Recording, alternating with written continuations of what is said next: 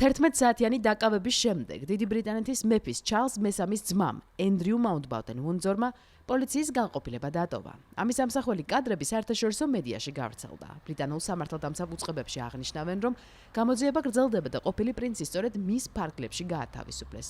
ეს იმას ნიშნავს, რომ მისთვის ჯერ არც ბრალდება წარუდგენიათ და არც გაუმართლებიათ.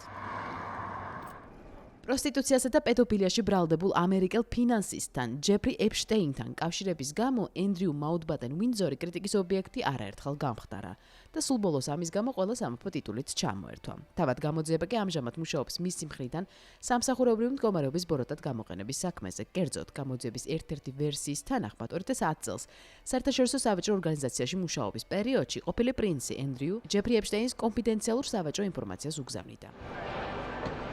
ამას კი წინ უძღოდა ამერიკის შეერთებული შტატების მხრიდან მდიდარი ინვესტორის ჯეფრი ეპშტეინის ირგვლივ სოლიდური რაოდენობის დოკუმენტური მასალის გავრცელება. ეპშტეინთან ახლო კავშირების გამო კრიტიკის ობიექტი თავად ამერიკის შეერთებული შტატების მოქმედი პრეზიდენტიც გამხდარა. ის საკითხს გამოეხმაურა.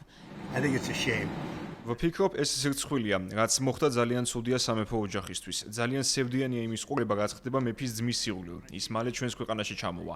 მეფე ფანტასტიკური კაცია. ეს ყველაფერი საინტერესოა, რადგან არავინ საუბრობდა ეპშტეინზე, როდესაც ის ცოცხალი იყო. ახლა კი ბევრს საუბრობენ.